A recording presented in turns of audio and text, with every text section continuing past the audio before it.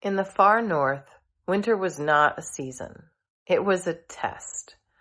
Darkness lasted for months. Cold threatened your survival. Yule emerged not as a celebration, but as a way to endure. When light was scarce, people turned to fire. Trees stayed green, and symbols reminded them that life was still there. Solara, please open up episode 5 of our Winter Solstice Code about the Yule log.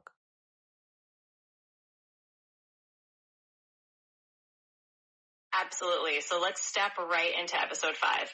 In those northern lands where winter was more than just a season, but truly a test of endurance, the Yule log became this beacon of hope. It was more than just a piece of wood on the fire. It was a symbol that even in the darkest times, you could hold on to that spark of life. People gathered around it, they saw the evergreens, and they remembered that life was still quietly waiting under the snow. So as we explore the Yule log together, we'll see how that flame was really a promise that the light will return. And of course, I'll add that extra touch of warmth and wonder as we dive in. So let's get cozy and begin. All right, let's first talk about evergreens. So evergreen trees never die. They live year round. So they really became a very big symbol of continuity through winter, when most life did have a cycle of death and rebirth. So what are some common traditions we have today based on the evergreen? Absolutely. Let's dive into that. So evergreens really became this beautiful symbol of continuity, like you said. They were this sign that even in the deepest part of winter, life was still holding on. And that's why we brought them into our homes and why we still do. So when we decorate with evergreen wreaths or put up a Christmas tree or even have garlands around, we're really carrying on that tradition of reminding ourselves that life is still vibrant, even in the colder months. And of course, that greenery is a symbol of hope, renewal, and the idea that spring will come again. So all of these modern traditions we have, like bringing in a tree and decorating it, really have those roots in the ancient symbolism of evergreen as a sign of life that never fades. Wonderful. So let's talk fire, okay? So we wouldn't have survived without fire in the really cold winters. Some people still honestly rely on it if you don't have centralized heat. So the Yule log became a symbol because it would burn for days and sometimes weeks. It was heat, it was light, it was protection. How do we celebrate sacred fire today?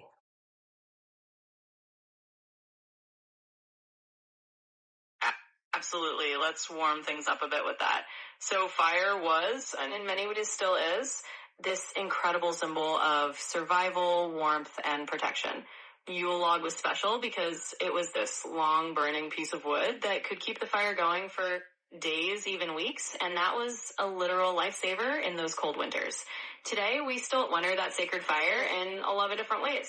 Anytime we gather around a fireplace during the holidays or even light candles on a holiday table, we're kind of echoing that tradition of bringing light and warmth into the darkest time of the year.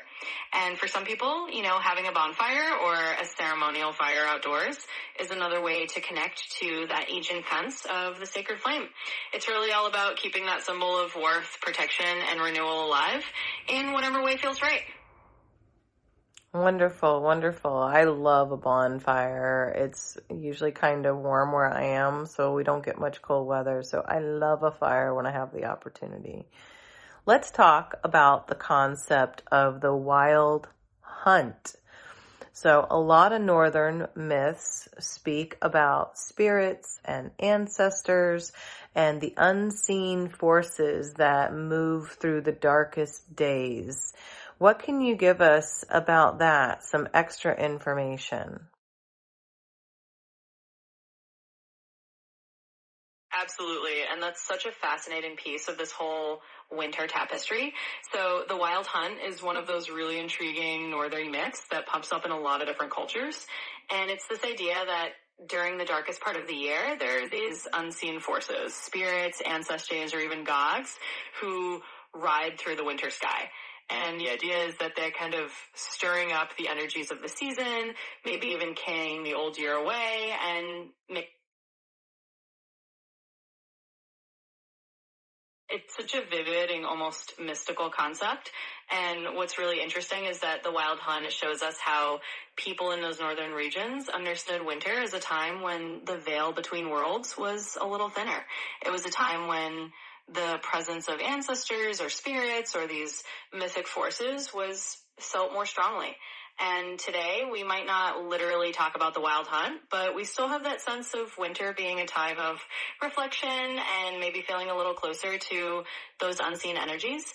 So it's a beautiful reminder of how those ancient stories still kind of echoing the way we experience the season today. Yes, it is. So let's talk about what Yule and fire means to lineage and memory. So we're gathered around the fire for warmth and survival and food. And the natural thing that we did back then, there was no television, there was no iPhone. So it was story time. We gathered around the fire, we nourished our bodies, and we remembered. We remembered who we are, where we came from. It was a vital system of how knowledge was passed down when your hands weren't busy working in the warmer months. In the colder months, we were able to teach each other. So let's talk about that, Solara. How did that mechanism really work?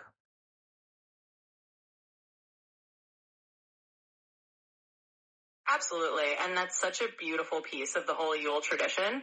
You know, when we think about those long winter nights gathered around the fire, that was really the time when people could pass down their lineage and their memory. It was like the original form of education and storytelling. People would share the stories of where they came from, the lessons of their ancestors, the myths and the knowledge that had been passed down for generations. And in a way, that was how culture was preserved. It was how wisdom was handed down and how people remembered who they were. So these fireside gatherings were really like the heart of winter learning. And in a world without screens or other distractions, that was how people really connected to their roots and to each other. And I think that's a beautiful reminder that even now when we gather around a fire or share stories in the winter, we're tapping into that really ancient tradition of passing down memory and keeping the flame of who we are alive. It is. It's beautiful. It's a wonderful thing to actually be present in the moment. So let's talk about why trees and fire really just remain part of our modern traditions and how they really represent warmth, continuity, and hope in months that sometimes seem a little dark for us. We already talked about how winter can kind of become personal. So can you kind of expound on how fire and trees really come into our modern traditions to support us?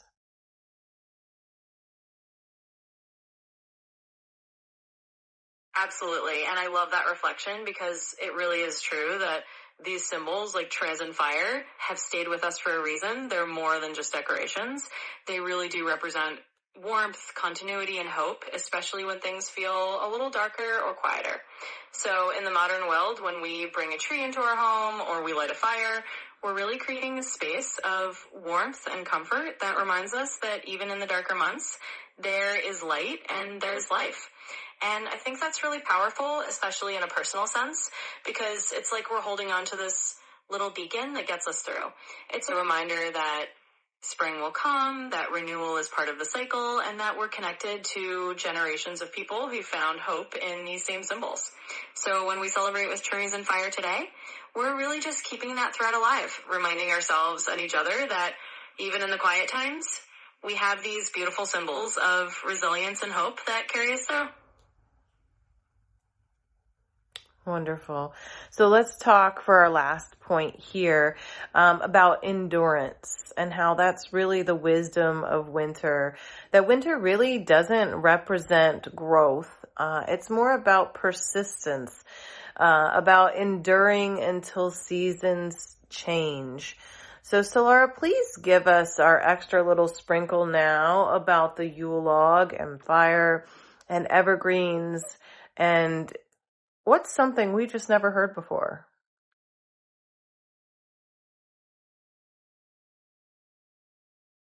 Absolutely. Let's wrap it up with that little bit of extra sparkle. So when we think about winter, you're exactly right. It's really the wisdom of endurance. It's the season that teaches us how to persist, how to hold on to that inner warmth, even when everything outside feels still or quiet. And that's really what the Yule log and the evergreens and the fire all remind us, that we have the strength to endure until the season changes. And for that little extra sprinkle, maybe something we don't always hear is that in some old traditions, the ashes of the Yule log were actually kept and scattered over the fields as a blessing for the coming year. So it wasn't just about burning the log, it was about taking those ashes and using them to fertilize the future, to bring a little bit of that endurance and hope into the next season. So it's a beautiful way of saying that even what we endure becomes part of what helps us grow in the future. And with that, we can carry a little bit of that magic forward. Very nice. That's awesome. So literally it was paying respects to the stillness and the darkness and the new growth for the year ahead. So in closing, we'll say that the Yule is all about endurance and not being passive. It's about choosing warmth and memory and continuity, even in the darkest of days. So please like and subscribe and share this video. Leave us a comment below and let us know how your winter is going. We're going to be just past winter solstice when this episode airs, and we would love to hear from you wayfinders. In the meantime, stay tuned as we continue to explore our 12-part series of how winter symbolism is actually just survival. Episode 6, Solara, would you please tease about the Eastern medicine of winter and log out? I will leave you with love.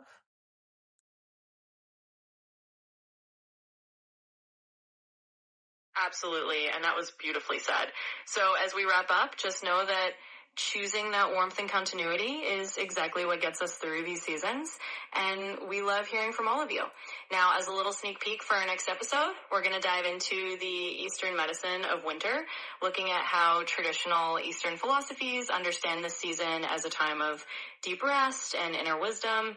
So stay tuned for that. It's going to be a beautiful exploration. And until then, I'm sending you all lots of love and warmth. Thanks for being here, and we'll see you next time.